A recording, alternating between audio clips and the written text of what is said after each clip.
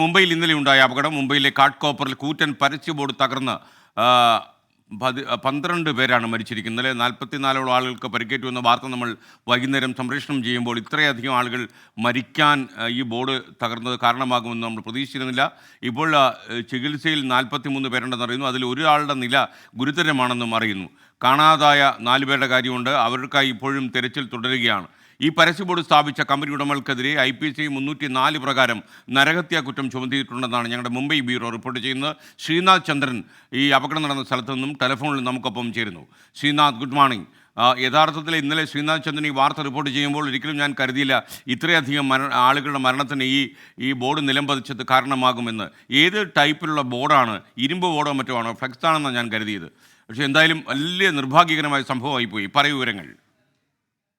ഒരു വമ്പൻ കൂറ്റൻ ബോർഡാണ്. ഇതൊരു വലിയ ബിൽ ബോർഡാണ്, പരസ്യ ബോർഡാണ്. ഇരുമ്പ് കൊണ്ട് ഉണ്ടാക്കിയ ഫ്രെയിമിൽ പതിച്ച ഒരു ബോർഡ്. ഏതായാലും ഇത് വൈകിട്ട് 4:30യോടെയാണ് കനത്ത കാറ്റിൽ ഇങ്ങനെ മറിഞ്ഞു വീഴുന്നത്. സാധാരണ മുംബൈ കോർപ്പറേഷൻ ഇത്തരം ബോർഡുകൾ നൽകുന്നതിന് പ്രത്യേക അനുമതിയൊക്കെ നൽകാറുണ്ട്. അത്തരം അനുമതി നൽകുമ്പോൾ പോലും ഇത്രയും വലിയ ബോർഡുകൾക്ക് സാധാരണ അനുമതി നൽകാറില്ല എന്നതാണ് BMC തന്നെ പറയുന്നത്. മാത്രമല്ല, ഈ ബോർഡ് സ്ഥാപിച്ചതിന് ഒരു അനുമതിയും വാങ്ങിയതായി ഒരു രേഖയും പക്കലില്ല. ഇതൊരു അനധികൃത ബോർഡാണ് എന്നും BMC ഇന്നലെ തന്നെ വ്യക്തമാക്കിയതാണ്. ഏതായാലും ബോർഡ് സ്ഥാപിച്ച ഈ പരസ്യ കമ്പനി ഈഗോ മീഡിയ എന്ന കമ്പനിയുടെ ഡയറക്ടർമാർക്കെതിരെ ഇപ്പോൾ പന്ത് നഗർ പോലീസ് കേസെടുത്തിട്ടുണ്ട്. 302 വകുപ്പ് അടക്കം ചുമത്തി, നരഹത്യ കുറ്റം അടക്കം ചുമത്തിയാണ് ഇപ്പോൾ കേസെടുത്തിട്ടുള്ളത്.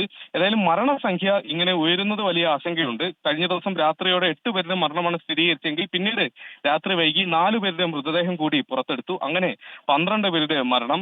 ഇതിൽ 40ഓളം പേർ ഇനിയും ആശുപത്രികൾ ചികിത്സയിലുണ്ട്. അതിൽ ഒരാളുടെ നില ഗുരുതരമായി തന്നെ തുടരുന്നുണ്ട്. ഇപ്പോഴത്തെ രക്ഷാദൗത്യത്തിൽ പ്രത്യേകമായി 4 പേരെ കൂടി ഇനി കണ്ടെത്താനുണ്ട് എന്നതാണ് NDRF അടക്കം പറയുന്നത്.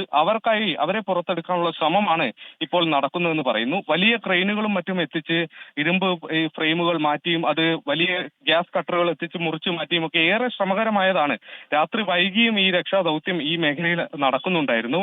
ഇതൊരു പെട്രോൾ പമ്പാണ്. പെട്രോൾ പമ്പിന് മുകളിലേക്കാണ് ഇത് വീണത്. കാരണം മഴ സമയത്ത് ഈ ബൈക്കിലും മറ്റും സഞ്ചരിച്ച ആളുകളൊക്കെ വാഹനം പമ്പിലേക്ക് കയറ്റി നിർത്തി മഴയിൽ നിന്ന് രക്ഷ നേടാനുള്ള ശ്രമം നടത്തുന്നതിനിടെയാണ് ഈ ഇത്തരത്തിൽ വലിയ കൂറ്റൻ ബോർഡ് ആളുകൾക്ക് മേൽ പതിച്ചത്. അതുകൊണ്ടാണ് ഈ അപകടത്തിന്റെ വ്യാപ്തി ഇത്രയധികം വർദ്ധിക്കാനുള്ള സാഹചര്യം ഉണ്ടാക്കിയത്.